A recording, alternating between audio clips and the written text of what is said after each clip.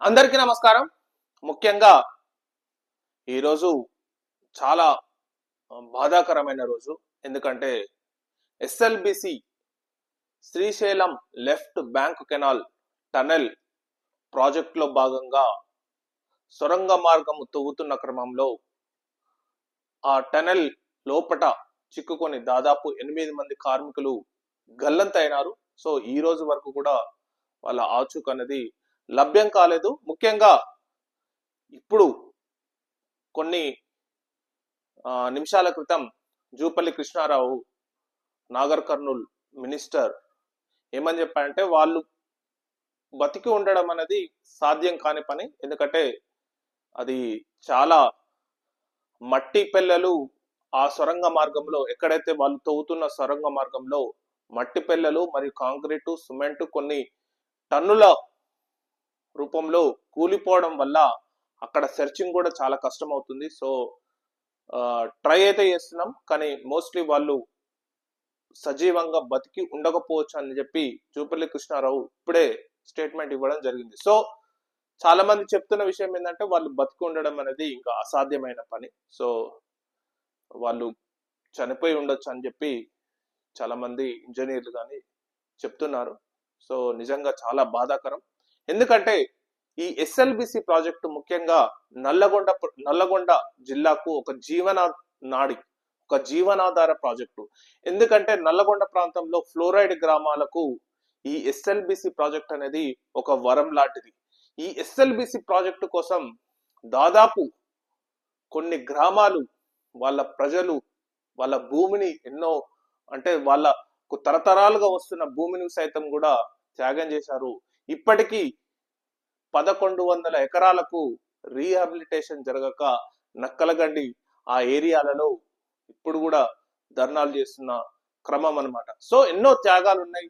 ఎన్నో ఈ project SLBC project ఇప్పుడు దాదాపు ఒక 40 సంవత్సరాల క్రితం మర్రి చెన్నారెడ్డికి వచ్చిన అదొక ఆలోచన. క్రమంగా అంజయ్య ముఖ్యమంత్రిగా ఉన్నప్పుడు స్థాపించి అంటే శంకుస్థాపన చేసి తర్వాత క్రమంలో వైఎస్ రాజశేఖర రెడ్డి జలయజ్ఞంలో భాగంగా వాటి పనులు ప్రారంభించడం జరిగింది. సో అంచనాలు పెంచుకుంటూ రేవంత్ రెడ్డి గవర్నమెంట్ చాలా కమిట్మెంట్ గా ఎస్ఎల్బిసి ప్రాజెక్టును కంప్లీట్ చేయాలన్న ఉద్దేశంతో ఈ ప్రాజెక్టు పనులను దాదాపు ఒక 4 రోజుల క్రితమే స్టార్ట్ చేయడం జరిగింది. కానీ దురదృష్టవశాత్తు ఇలా జరగడం అనేది దాదాపు 8 మంది కార్మికులు గల్లంతవడం మరియు ఆ ప్రాజెక్ట్ పనులను ఆపడం అనేది ప్రజెంట్ గా కొంతకాలం వరకు జరుగుతుంది. సో ఇది క్వశ్చన్ మార్క్ అన్నమాట.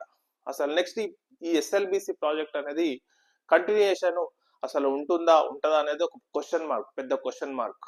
సో ఈ క్వశ్చన్ మార్క్ అనేది ఓన్లీ ఎస్ఎల్బిసి ప్రాంతమే కాకుండా నక్కలగండి ప్రాంతంలో కూడా అక్కడ జరుగుతున్న ప్రాంతంలో దాదాపు 3000 ఎకరాల భూసేకరణ జరిగింది నక్కలగండి ప్రాంతంలో. సో దాదాపు ఒక 2000 మందికి 2000 ఎకరాలకు రీహాబిలిటేషన్ చాలా ఒక ఎకరానికి 1 లక్ష నుంచి 5 లక్షల వరకు ఇచ్చిరనమాట. సో నల్గొండ ఎకరంకి 1 లక్ష రూపాయలు ఇచ్చడం అంటే మీరు అర్థం చేసుకోవచ్చు అది ఎంత చౌకగా ప్రభుత్వం భూమి తీసుకుందా అంటే. ఇప్పుడు కాదు, కొన్ని సంవత్సరాల క్రితం. కానీ ఇప్పుడున్న వాళ్ళు ఏ పరిస్థితుల్లో ఉన్నారో అర్థం చేసుకోవచ్చు. ఇప్పటికి కూడా దాదాపు 1100 మందికి 1100 ఎకరాలకు ఇంకా వారికి సరి అయిన రీహాబిలిటేషన్ అనేది దక్కలేదు. ఎందుకంటే గిరిజన చట్టాలు, ఎస్సీ ఎస్టీ చట్టాలు అనేది చాలా స్ట్రాంగ్ గా ఉంటాయి. ఎందుకంటే ఎస్సీ ఎస్టీ భూములు పోతే వాళ్ళకు భూచట్ట ప్రకారం 2 డబుల్ ఇవ్వాలన్నమాట. అంటే నార్మల్ రైతుకు ఒక భూమి పోతే, ఒక ఎకరం పోతే ఆయనకి ఎంత ఇస్తున్నారో ఒక గిరిజనుడు కానీ ఒక ఎస్సీ ఈ పర్సన్ కానీ వాళ్ళ భూమి పోతే భూసేకరణ చట్టం ప్రకారం వాళ్ళకు 3 ఇవ్వాలి. కానీ ప్రజెంట్ గా ఎవరు ఇస్తలేరు అలా. సో దీని గురించి అసలు ఎస్ఎల్బిసి ప్రాజెక్టు గురించి, ఎందుకంటే వాళ్ళు నిజంగా చాలా బాధాకరం చెప్పాలంటే. నల్గొండ ప్రాంతానికి ఈ ప్రాజెక్ట్ పూర్తి అయితే నల్గొండ ప్రాంతానికి చాలా 3 లక్షల ఎకరాలకు సాగునీరు మరియు దాదాపు 516 గ్రామాలకు ఫ్లోరైడ్ బారిన పడిన గ్రామాలకు స్వచ్ఛమైన కృష్ణా నీరు అందించడమే లక్ష్యంగా ఈ ఎస్ఎల్బిసి ప్రాజెక్ట్ అనేది మొదలు పెట్టడం జరిగింది. సో మీరు ఇప్పుడు గమనిస్తే ఇది Krishna water.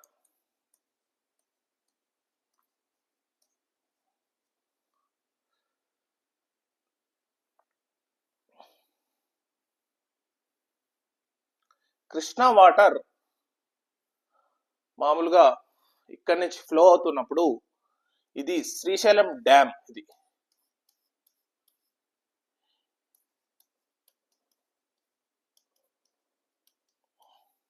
So Srisailam dam నుంచి వాటర్ అనేది నాగార్జున సాగర్, ఇది సపోజ్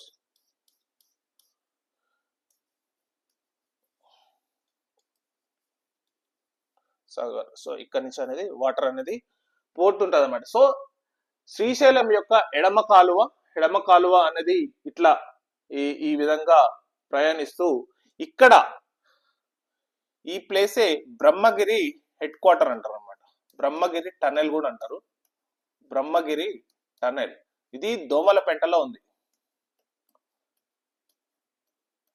దోమలపెంట గ్రామంలో ఉంది. ఇక్కడి నుంచి అంటే కృష్ణా వాటర్ అనేది జనరల్ గా ఇట్లా ఫ్లో అవుతున్నప్పుడు ఇట్లా ఈ టైప్ గా ఫ్లో అవుతుంటది. ఫ్లో అయ్యి శ్రీశైలం డ్యామ్, అంటే ఇది Srisailam dam. So Srisailam dam దగ్గర ఉంటది. ఇక్కడ శ్రీశైలం డ్యామ్ ఒకవేళ గేట్లు తెరిస్తే ఈ వాటర్ అనేది నాగార్జున సాగర్కి వెళ్తుంటది. సో ఇక్కడ వీళ్ళు పాయింట్ తీసుకొని ఇక్కడ నుంచి టనెల్ అంటే సొరంగ మార్గం ద్వారా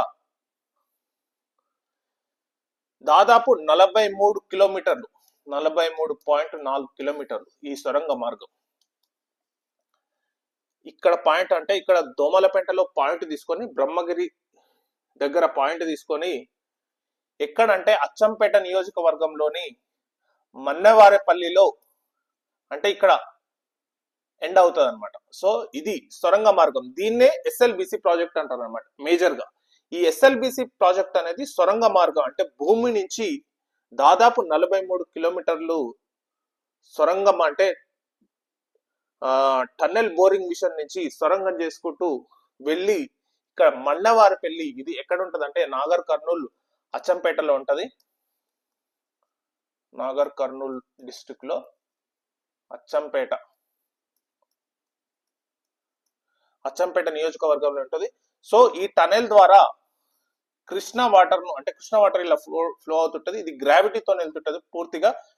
దీనికి లిఫ్ట్ అనేది ఏముండదు, జస్ట్ గ్రావిటీ అంటే శ్రీశైలంలోని మిగులు జలాలు అంటారు అనమాట. సో ఈ గ్రావిటీతోని కరెక్ట్ గా అంటే 43.4 అంటే దీన్ని వీళ్ళు ఫినిష్ చేస్తారు అనమాట. అంటే దాదాపు ఇది 34 కిలోమీటర్లు అయిపోయింది ప్రజెంట్ గా. ఎస్ఎల్బిసిలో దాదాపు 34 కిలోమీటర్లు అయిపోయింది. ఎట్లా అంటే ఇక్కడ నుంచి 20 కిలోమీటర్లు అయింది, ఇక్కడ నుంచి దాదాపు 14 కిలోమీటర్లు అయిపోయింది. అంటే ఇక దాదాపు ఒక 10 కిలోమీటర్లు పెండింగ్ ఉంది. ఈ 10 కిలోమీటర్లే ఇక్కడ చేస్తున్నారు. వీళ్ళు ఇక్కడ నుంచి చేస్తున్నారు సొరంగం, వీళ్ళు ఇక్కడ నుంచి చేస్తున్నారు. అంటే ఇంటేక్ ఒకటి నుంచి అవుట్టేక్ ఒకటి నుంచి. సో ఇక్కడ వీళ్ళు కార్మికులు గల్లంత అయ్యారు అనమాట. ఇక్కడ గల్లంత అయ్యారు. సో ఈ ప్లేస్ లా ఈ సొరంగం చేస్తున్న ప్లేస్ లోనే కార్మికులు గలంత కావడం జరిగింది. సో ఈ ప్రాజెక్టు, ఈ SLBC project, Srisailam left bank canal project continuation జరిగితే ఈ టనెల్ ద్వారా ఇక్కడ ఈ మన్నెవారిపల్లికి ఈ వాటర్ అనేది వస్తుంది. ఇక్కడనే మనము నక్కలగండి ప్రాజెక్ట్ అనేది నిర్మించడం జరిగింది. నక్కలగండి ప్రాజెక్ట్ అంటే ఇప్పుడు దాదాపు ఇది డిండి వాటర్, ఇది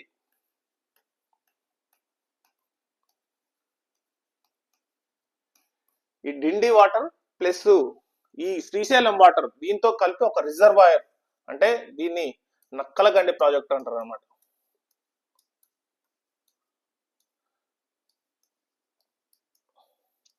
సో ఈ నక్కలగండి ప్రాజెక్ట్ ఇక్కడ నిర్మించడం జరిగింది అనమాట. ఈ నక్కలగండి ప్రాజెక్టు ముఖ్య ఉద్దేశం ఏంటంటే నల్లగొండ అంటే మునుగోడు ప్రాంతంలో, మునుగోడు మరియు దేవరకొండ, పర్టికులర్ గా దేవరకొండ, మునుగోడు, ఈ రామన్నపేట, చిట్యాల, సో కట్టంగూరు, నార్కటపల్లి ఇలాంటి ప్రాంతాలకు తాగునీరు మరియు సాగునీరు అందించడమే ఈ ప్రాజెక్టు యొక్క లక్ష్యం అన్నమాట. సో ఇది నక్కలగండి ప్రాజెక్ట్. సో ఈ వాటర్ ను, కృష్ణా వాటర్ ను టనెల్ ద్వారా 43.4 కిలోమీటర్లు సొరంగ మార్గం ద్వారా ఈ నక్కలగండి ప్రాజెక్టు లోకి అంటే ఇక్కడ ప్రాజెక్టు కట్టడం, సో ఈ డిండి వాటర్ అనేది ఆపడం, ఇక్కడ ప్రాజెక్టుతోని ఈ ప్రాజెక్ట్ ఆపడం. సో ఇది నాగార్జున సాగర్ కి వెళ్తుంది అనమాట డైరెక్ట్.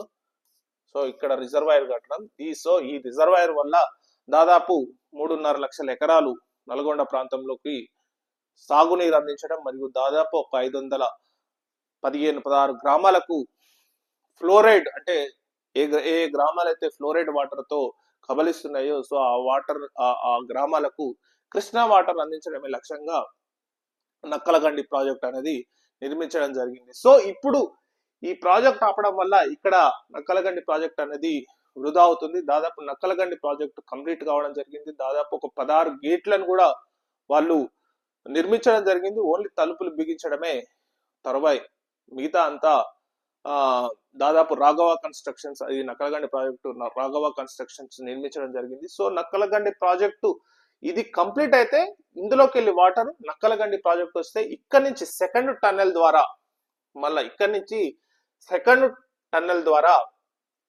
ఇక్కడ పెండ్లిపాక రిజర్వాయర్లోకి అంటే ఇది 7.5 కిలోమీటర్స్ టన్నెల్, మళ్ళా ఇది ఓపెన్ కెనాల్ ద్వారా ఇప్పుడు ఎప్పుడైతే ఇది నక్కలగండి ప్రాజెక్ట్ లోకి ఈ కృష్ణా వాటర్ వచ్చిందో ఇది ఓపెన్ కెనాల్ ద్వారా ఈ టన్నెల్ అంటే 7.5 కిలోమీటర్స్ టన్నెల్ ద్వారా ఇక్కడ పెండ్లిపాక రిజర్వాయర్ లోకి ఈ వాటర్ ని పంపడం జరుగుతుంది. ఈ పెండ్లిపాక రిజర్వాయర్ నుంచి మళ్ళా ఇక్కడ అంకంపేట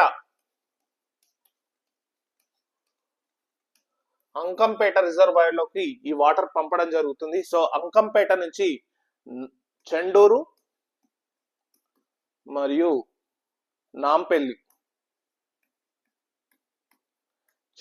నాంపల్లి లాస్ట్ కు వచ్చేసరికి హైదరాబాద్. సో ఇది అన్నమాట. అంటే మీరు ఫస్ట్ గమనిస్తే ఎక్కడో ప్రవహిస్తున్న కృష్ణా వాటర్ ను దాదాపు ఈ మధ్యలో ప్రాజెక్టులు రిజర్వాయర్లు తీసుకొని నల్లగొండ ప్రాంతానికి మరియు ఇక్కడ లాస్ట్ డెస్టినేషన్ గా హైదరాబాద్ ప్రాంతానికి వాటర్ అందించడమే లక్ష్యంగా ఈ ఎస్ఎల్బిసి ప్రాజెక్ట్ అనేది ప్రజెంట్ గా కన్స్ట్రక్షన్స్ జరుగుతుండగా ఇలాంటి ప్రమాదం జరగడం అనేది నిజంగా చెప్పాలంటే చాలా దురదృష్టకరం. సో ఈ ప్రాజెక్ట్ లోని చాలా ప్రాజెక్ట్స్ ఉన్నాయి. ఇక్కడ ఉదయ సముద్రం అనే ప్రాజెక్ట్ కూడా ఉంటుంది.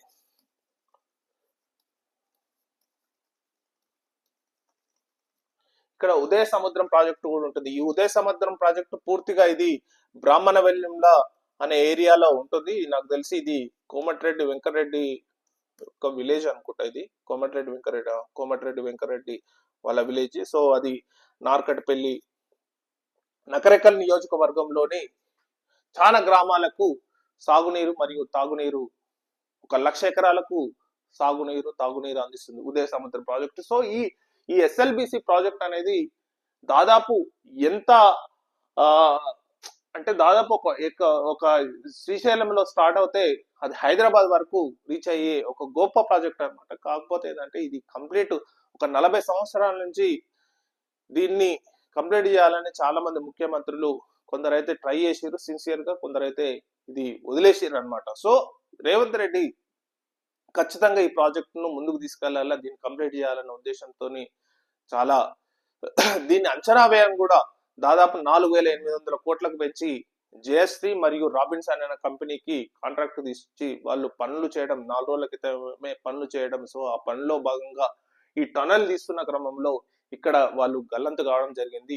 ఈ గల్లంతు కావచ్చి వాళ్ళు నిజంగా చెప్పాలంటే సజీవంగా ఉండడం అనేది అసాధ్యమని చెప్తున్నారు. సో వాళ్ళు మరణించే ఉండొచ్చు అని చెప్పి జూపల్లి కృష్ణారావు గారు కూడా చెప్పడం అనేది జరిగిందనమాట. సో ఇది ఒక గొప్ప ప్రాజెక్ట్. ఇది పూర్తయితే దాదాపు నల్లగొండ ప్రాంతానికి అనేది చాలా ఉపయోగం. సో ఇలాంటి ప్రాజెక్టు కోసం చాలా మంది ఇక్కడ నక్కలగండి ప్రాజెక్ట్ లో దాదాపు దేవరకొండ నుంచి అంటే తీర్థవారపల్లి నుంచి దేవరకొండకు దాదాపు 7 లంబాడి తండలు అట్టంగా మునిగిపోతున్నాయి అన్నమాట. సో వాళ్లకు ఆ మునిగిపోతున్న మళ్ళా నాగర్ కర్నూలు ప్రాంతంలో 7 కిలోమీటర్ల అటవీ ప్రాంతం కూడా మునిగిపోతుంది. ఇంత ముంపు ప్రాంతానికి గురైన వాళ్ళు భూములు ఇచ్చి వాళ్ళకు రీహాబిలిటేషన్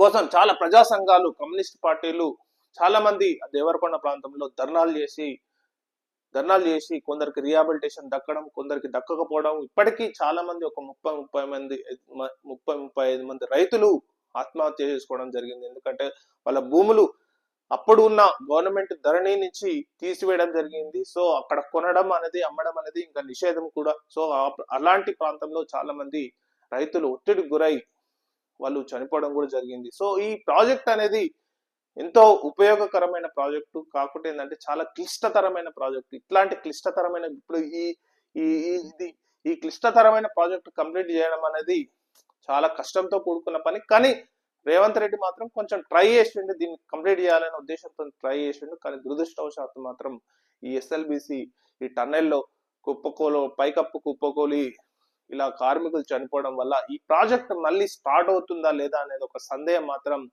చాలా మంది కలుగుతుంది అనమాట. ఎందుకంటే ఇది ఇంత జరిగిన ఇది జస్ట్ ఒక 10 కిలోమీటర్స్, అంటే దాదాపు ఒక 34 కిలోమీటర్ కంప్లీట్ అయింది. ఒక 10 కిలోమీటర్స్ కంప్లీట్ అయితే అయిపోగానే ఇప్పుడు మరి స్టార్ట్ అవుతుందా లేదా అనేది ఇంకా కొన్ని నెలలు పడుతుందా, సంవత్సరాలు పడుతుందా అనేది ఇంకా చాలా అది ఇంకా చూడాలి. సో ఈ ప్రాజెక్ట్ పూర్తయితే మాత్రం పర్టికులర్ గా నల్గొండ ప్రాంతానికి మాత్రం చాలా ఉపయోగం కానీ అది ఏం జరుగుతుందా అనేది, ఎస్ఎల్బిసి కంప్లీట్ అవుతుందా, ఎప్పుడు అవుతుందా అనేది మనం వేచి చూడక తప్పదు. So thank you very much.